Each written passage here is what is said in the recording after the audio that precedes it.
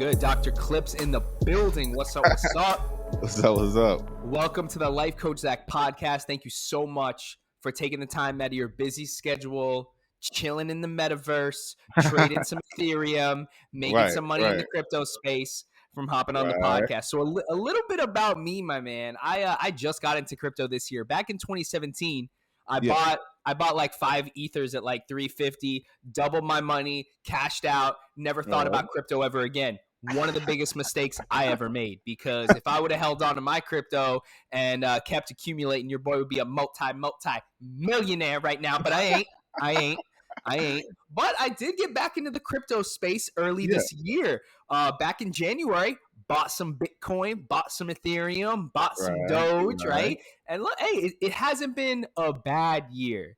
I was a little oversold on Bitcoin being 100K, Ethereum being 10,000. We had high hopes, high bullish hopes. But I'm reaching out to you today because I want to educate not only myself, but my followers on the metaverse. And that's something you're an expert in, right?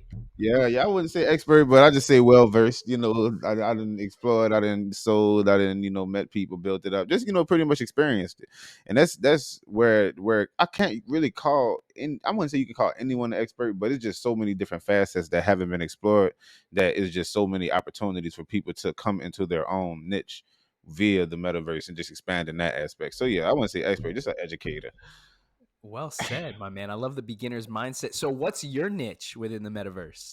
So my niche, I'm pretty much a visual artist. I got a background in marketing, music video production, documentary work, journalism, so I just love exploring new things and just talking about it. So my niche is basically figuring out where we're going, how the metaverse is expanding, and just building content around it so that new people can look at it and be able to digest it, because with a big issue that we have with this is, a lot of it sounds maybe too techy. So me being a voice that can, communicate with the masses and not just, somebody that can only communicate with different developers and stuff, it puts me at an advantage. And because I have the content creation skills to create digestible content so that, more people can on board and just so that it feels less intimidating.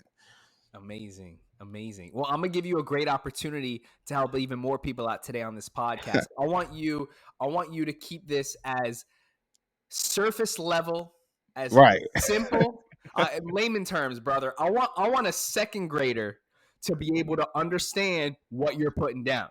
Right. What you're putting down. Definitely. So tell us what the metaverse is, brother. So the metaverse, in simple terms, so the metaverse is a shared digital space and the sum of all shared digital platforms.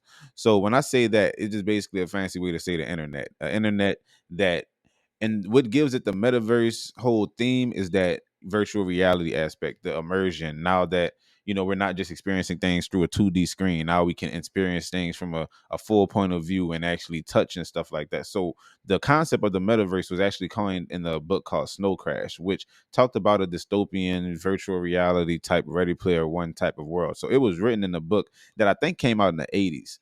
And that's when the term actually first came into existence. And like I said, it basically is just any shared virtual space. So if you're sharing a virtual space, you're a part of the metaverse. Now, which metaverse platform you use determines the level of immersion, or Grand Theft Auto, Fortnite. That's the metaverse. Literally, it's a part of the metaverse, like TikTok, Instagram, because it's a shared digital space. It's just not immersive. So now you're looking at 2D metaverse platforms as opposed to full length immersive. Like the immersion is what's kind of the differentiating factor between the two technologies, is how immersive is it. Now I can feel like I'm literally next to you instead of I feel like I'm watching you. Now we can actually interact with each other on a personal level and form more personal connections. And it's more of a social evolutionary type of thing when you think about it as well, because now we're able to communicate and form meaningful relationships with people that might not be right next to us. So now the borders of doubt and the identity borders are kind of starting to break down, because we realize that we have more in common with certain people. And it just it's all great for humanity, man. But the metaverse, like I said, in short terms, is a shared virtual space. The metaverse that everyone is getting riled up about is an immersive 3D experience where you can go inside, play games with people as if they're literally standing right next to you. Yeah. So, I want to actually transition this conversation into investment opportunities within the metaverse. Yeah. Because look, I know nothing about the metaverse. I know nothing about crypto, but I want to put a little bit of coin in it. I want to put a little bit of coin in it, and that's why I'm having you on here. So when it comes to, and you explain it so well, you articulate your words around this crazy thing called the metaverse so well and so easy to understand. But I'm sitting here, I'm like, yo, I get it. But what's the difference between the metaverse and GTA? I guess the metaverse is somewhat of a it's another life. Like you could be whoever you want, right? You can be whoever you want in this metaverse. So we talk about the differences between like a metaverse platform that's centralized, because that's the key words we're looking at: the centralization versus the decentralization components. Once you take centralization away, now you're dealing with an open market, open economy. So imagine if you were able to take your assets that you bought in Grand Theft Auto and resell it to someone else outside of the actual platform. For real currency, For real real, money. yeah, and it could probably be for their VC, but the VC would have real value at that point because it'll be a tradable digital asset on a decentralized blockchain. So once you start making things decentralized, now you're talking about mimicking real economy, right? And when you bring the NFTs into it, and I know you probably will ask me about that later, now you're bringing in asset ownership, which creates the opportunity for derivative markets now. So when you bring in ownership of digital assets and then give us an entire realm that we can coexist and interact with these digital objects, then give us digital currency that we can use to buy the digital objects with, now we're talking about a full on real economic system, like an actual new realm. You feel me? Oh my gosh, crazy. So I was watching a video on YouTube. I Yeah. discovered you from Instagram. No, I discovered you from TikTok, actually. I discovered TikTok, yeah, TikTok But I booming, was yeah. on YouTube. I was on YouTube and I was watching a video of this guy who's like, I'm gonna go try to make some money in the metaverse. And he got an actual job in the metaverse.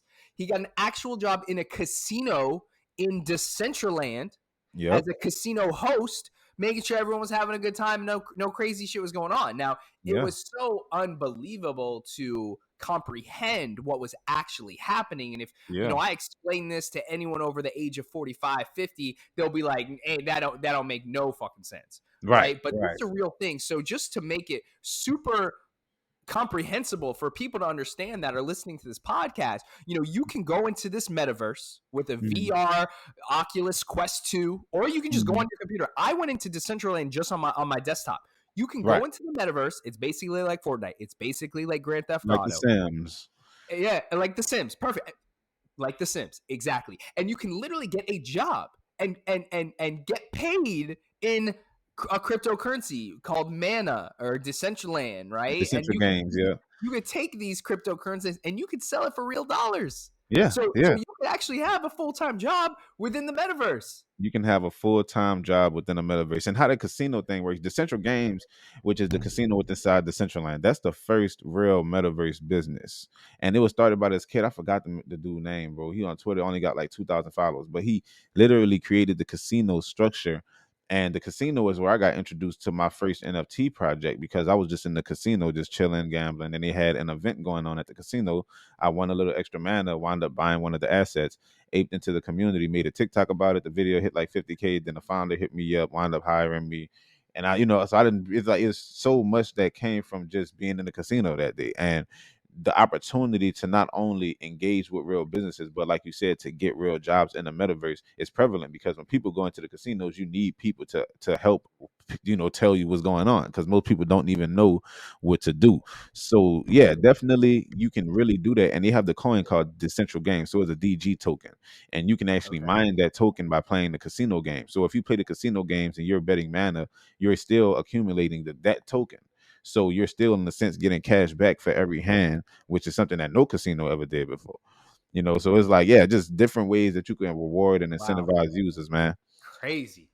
It's like a, excuse my language. It's like a mind fuck. But Nah, all real right, so talk. now Yeah. it is. So now I'm gonna transition to another topic. I want you to put on a hat right now. I want you to be my consultant, Dr. Okay, Clipz. cool. You're my consultant. Yep. Dr. Clipz.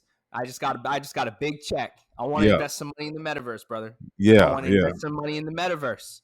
Yeah. Talk to me. What you doing? Okay, cool. And So I don't, but also, I don't want to be in the metaverse. I like living on real life. I like riding my bike outside, not on the Oculus Quest 2.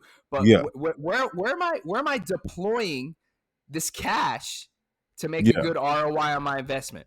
Yeah, so of course, I would say hands down, get you some Ethereum. Ethereum is the mother of all smart contracts. The smart contract is really what creates the ownership. So without the ownership, there is no decentralized metaverse. So Ethereum is always a good play. Ethereum has its limitations though, like gas fees, scalability. Polygon helps with that. So Polygon, which is the Matic token, is number two. So as Ethereum, then I go Polygon, then Solana. Another basically, if Ethereum is Coca-Cola, then Solana is Pepsi. You feel me? So Solana is trading at about what 175 right now. I get some of that. You feel me? Looking at some basically Ethereum and Ethereum competitors. There's this thing called the Ethereum wars going on right now where everybody's fighting to be the best smart contract platform. So, Ethereum, Polygon, Mana, of course. You feel me? If you want to invest in some actual token in some actual native currencies of some of these worlds, then I will go Sand, which is the native token of the sandbox. And when I say native token, I mean Sand to sandbox is yen to Japan. It's basically the native currency that they use in the world. So Sand is one of them. Cube, which is the a blockchain VR world. Their tokens is doing great technology. They're always innovating it. Cube, Somnium Cube, and Mana, of course, the Decentraland. Mana. I've been in Mana since like 11 cents. So that's always something that I'm always gonna point to. So yeah, Ethereum, Polygon, Mana, Sand, Cube is like a good five. Yeah. Yeah. Okay. All right. So you're saying just buy cryptos. Yeah, and Just buy Solana, and crypto. all of these cryptos literally have something in common. And that's when you think in metaverse, you're thinking what can help drive the metaverse forward. So you look at the platforms that these coins do. Like I said, with the Ethereum, it's a smart contract platform. So without a smart contract, you can't create a decision. In the metaverse, it has to be done through smart contracts. So smart contracts, and then that if one is good, then the next three is going to be like three under that's going to perform pretty well just off the trickle down effect and the different variables that they appeal to. So one of them might be cheaper, one of them might be faster, one of them might be more secure, Right. and then those are what drives the actual value of the platform. So that with the smart contracts, and then we deal with the actual platforms themselves, and now we can judge how they're going to perform based off whether they're innovating. The Decentraland is only available with mobile right now. I mean, on desktop. Once they go VR and mobile, which they're said to do in 2022, we expect a good pump Crazy. and a coin, So it's like Somnium Space is trading at like $20, $30, if I'm not mistaken. I ain't check it in a minute, but it was at some nice looking numbers to say that it's a blockchain world, So Right. those type of things is gonna pump as they start innovating more Yeah. technology as the metaverse hysteria continues to to build up. Yeah. So I'm gonna tell you, I love that answer. I love, love, love the answer. Just buy the cryptos that are the foundation for the metaverse. It's Literally. the blockchain and the smart contracts and all that stuff, right? So Right. I love, love, love that advice. And I wish we had a crystal ball because my next question would be like, yo, which one do you think has the biggest upside? But Yeah. I don't even want to know your answer, bro. Because none of us know the answer. And you Right. can analyze charts and know Fibonacci's and see red Yeah. candles and green dildos Right. till you're fucking, Blue in you the got no face. more oxygen in the tank. Right. Till your eyes melt off your face, bro. But Right. that ain't gonna tell it. That ain't gonna tell us nothing because the past does not always predict the future. However, this is my Exactly. question. What's up? Is now a good time to buy? Yeah, definitely. Now's a great time to buy because it's all about the trends. And right now we're in kind of a downward trend. Ethereum has been on a downward slope for about a month or so. Matic has been on an upward trend, which is something I really pretty much put all my Ethereum into Matic and then watch that sky up. But you can watch the trends and see that it's a great time to invest in these type of opportunities because anything Ethereum under 10,000, it's a good deal. Anything Solana under $1,000 is a good deal. Solana at 175 right now. Matic under $10 is a good deal. Matic at 250. So it's a great time to buy because we're still so early and the adoption. We can see what Nike just acquiring Artifact like 2 weeks Yeah, ago. Artifact was built on Ethereum, and they use Polygon and too. So it's just all of this stuff. Steph Curry did the Polygon drop with his shoes and right. OpenSea only the only other chain you can mint on OpenSea is Polygon. Like people need to start Yeah. like just start using Okay. that common knowledge, and just see if this will gonna work. Then this one at least can can do something, but making sure that they have relation to each other. Because like I said, with the Matic network is literally created to help scale the Ethereum network. So with Ethereum, gas fees is a result of the line getting too long. So imagine you in a supermarket and the line getting too long, right? And there's just one line. Polygon essentially opened up another line. So now half the people in the back could come to the new line, which is going to cheapen up the transaction prices because technically time is money. So So if Ethereum gets more expensive, Matic is going to naturally get more expensive because it helps Ethereum when it gets too expensive. Because if Ethereum got to $10,000, gas fees will be ridiculous. Like just to be honest. That's the scalability issue. That's the scalability issue. Okay. Exactly. So, perfect. So let me ask you this then, because you got my mind going crazy right now. It's all about time horizon. Ethereum under 10K, yeah. Matic under $10, yeah. Solana under 1,000, yeah. Agree with all those. Right. Are we talking 3 years? We talking 9 months? We talking 5 years? Like, what are we talking? So this year you got two types of people, coming into 2022. You got people that's thinking 2022 gonna be the moon year, and they got some people that's thinking 2022 gonna be kind of a Ethereum ain't gonna get over 6K on like they got people that think that. So with me personally, I feel like things are only going to get more bullish. Like, because people basically saying this, we went through 2 bull years, then it's not really going to get, we do for basically a dead year. But this is such a monumental time, and people are literally getting adopting to this technology every day, and then the platforms are scaling so where they can appeal to more users, and then every day you got a new company acquiring some big old NFT brand or Metaverse Web3 brand, and then the DAOs and the dApps, and it's just so much that's going on. It's like you can't even really conceptualize, because it was one thing when it was Bitcoin and we was just watching the price, but now with Ethereum you're seeing everything built on top of it, and then everything being built on Solana, and everything being built on stuff like Luna and Harmony, because they got other smart contract platforms that's crazy that it's just they doing their thing. So it's really hard to see this going any down. Like I don't know. Like I feel like Ethereum maybe at like 6K before June, like in my opinion. And that's just my solid one. And maybe way before that, but that's just my opinion. And that's 50% from where we're at. If we get to 6K by June, that's 50% in 6 months, bro. Anybody would be happy with that return. Yeah, anybody. And that's Ethereum. Like when we're talking about the alts and stuff, it's naturally going to drive up everything else. You get to the mid caps and the low caps, we're going 10, 20, 50x. What? Yeah, right. Exactly. So always good to have your reserve bags, but then to have your stable, so you could always trade out, unless you're gonna do USDT to trade out and hold it. So yeah, man. Damn. All right. So I'm because I originally, let me tell you something. I originally got you on the podcast because I wanted to ask you about decentralized. I want to ask you about the metaverse because I'm a real estate agent. I've been in real estate for 6 years. Real estate, like tangible real estate that you could touch and live in and shit. Not this crazy sandbox bullshit. And I was like, yo, I want to get into the space. How do I become a digital real estate agent? Right. And there's already luxury agents in the market.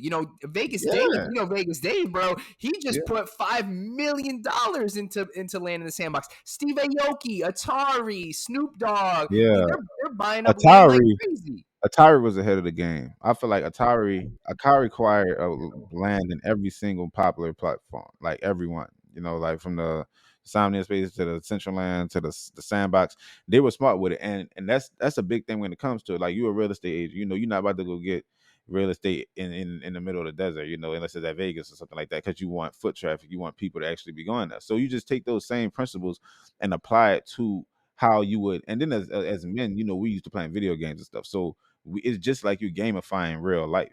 So playing Monopoly, figuring out where's the valuable land, or speculating on what's going to be the most valuable, because you're only going to get in early off of being speculatory. So you're gonna get lucky, you mess around, and So dude, and that, I want to stop you for a second. Oh, no, you good. What's up? Big word, because look, check me out here. I get a little cautious when I see NFTs in the month of October selling for $900 million. Like, they're not individual NFTs, but the whole market. Right. We're looking at a multi-billion-dollar market in this amount of time. And I'm like, this is gonna cool off. It's gonna cool off. Let me tell you something. Bored Ape Yacht Club and freaking Crypto Punk. Let me tell you something, bro. It ain't going much higher than it is right now. I could be completely wrong, but it got way too hot, way too fast. It bubbled. Back one more second. Back to time horizon. Digital real estate long term, it'll probably be worth a lot of money, right? Because there's only so much of it. Can you make more of it? I don't know. Is the Bitcoin, network completely safe and secure and decentralized? Most likely. But there are things that can go wrong. People get hacked, but back to the point of like the NFT craziness. I will never buy an NFT. Maybe you got some, other people got some. I don't see the value in it. I don't think it's an asset you should be putting, 5, 6, 7. Vegas Dave buy $5 million of virtual real estate. You couldn't find a better return on earth. But speculatory, back to the point. I'm losing my train of thought here. Speculatory, right? It's like, I don't know. Like, buying digital land, like we're speculating. It's only worth the psychology of the market. How fast is this going to happen? That's my question. How fast is this going to happen? So when you ask yourself how fast it happened, just ask yourself at what point did the digital counterpart of something not outpace the physical part? Give me one example where the digital counterpart of something physical did not outpace it in speed, development, money. Like, right. Digital's always faster, right? It's always faster, and that's why you got to be more on top of it. And you can mess around and invest in a platform that'll take you to the promised land 2-3 weeks later. But it's just about you rooting yourself in something that's of value. So I have a plot in the Central Land. It was sponsored to me by someone that I met because I bought the NFTs while I was in the casino. So they wound up sponsoring the plot next door to their headquarters. At that plot, I throw events where I do interviews. You feel me? Every event I sell, I'll tell you. So I do the interviews and I sell NFTs at the event. My NFTs go for like $400, right? And the NFTs are digital jackets that allow you to get into my Metaverse School. So every event I sell at least 3 NFTs, so just off that, making $1,500 per event, I could go to 10 people to do an event in real life and it'd be hard for them to pull that off, and I'm not even leaving the computer. So having the ability to reach global markets and the ability to reach people who spend crypto, because as a marketer, you lose 20. I know that you lose 20% of your users with every step you add to the onboarding process. So if I want to reach crypto people, if I want to sell NFTs, I'm not going to go reach people who have to learn how to use a wallet. I'm going to reach people who already have bought because I don't need to get over that learning curve. So that's why you get land in the metaverse, because everyone who goes to those events and interacts with your land already spend money in crypto, already familiar with it, already done bought NFTs. So now it's a much easier sell. And that's why it's valuable, because the price points is super high. I done sold 67 jackets or 57 jackets in the last 2 months. It's like $20,000. I didn't touch a piece of fabric, no overhead, so at that point, crazy. Yeah, you feel me? So at that point, like, if you got real estate, you got to keep up with the plumbing, you got to keep up with the maintenance, you got to do all that stuff. Like, none of that exists digitally. And I know you feel me on that real estate shit, of course. And look, you're bringing something to the table. You're bringing something extra to the table. There's a value add there where you get access to the school. You get insider tips. It's not just a jacket that you wear to show off to people. Whatever. It's because there's actual utility behind this. Yeah, and that's why people buy things, because of utility. Because I wear this jacket because it's I can wear it in real life. But if there was another added utility to it, it would be more valuable. It's harder to add more utility to this after I purchased it, because it's not on a blockchain. It's not tracked as easy as people who hold my NFTs. I can go see who holds my NFTs right now and do a random giveaway to one right now if I wanted to.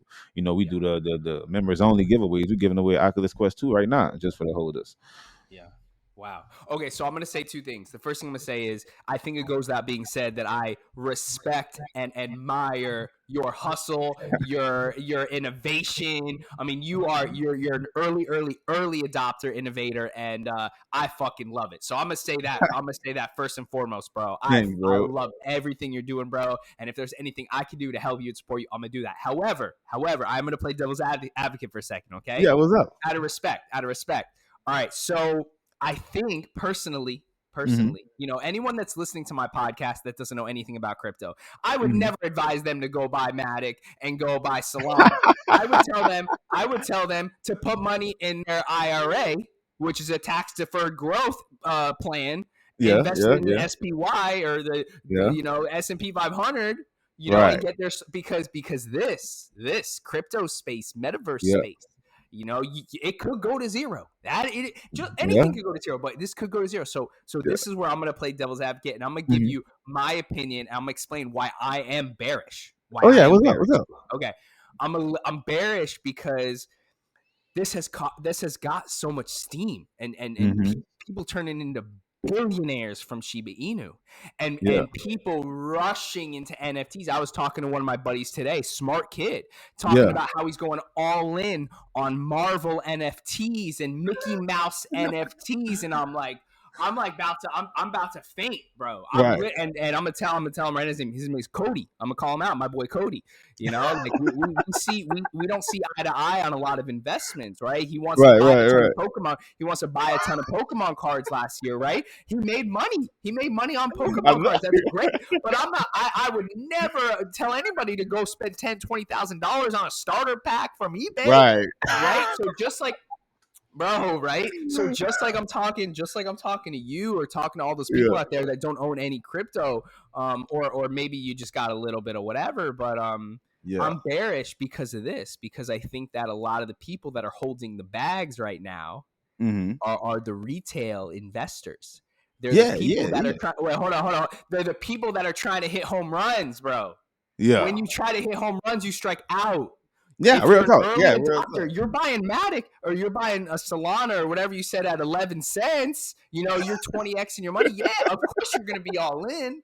But anybody that's getting into this now, and this is all the people that are listening, if you stuck around for the last 26 minutes, I just got to say this is one of the most interesting conversations I've ever had on this podcast. I've Yeah. done 200 episodes, and I'm enjoying this conversation a lot.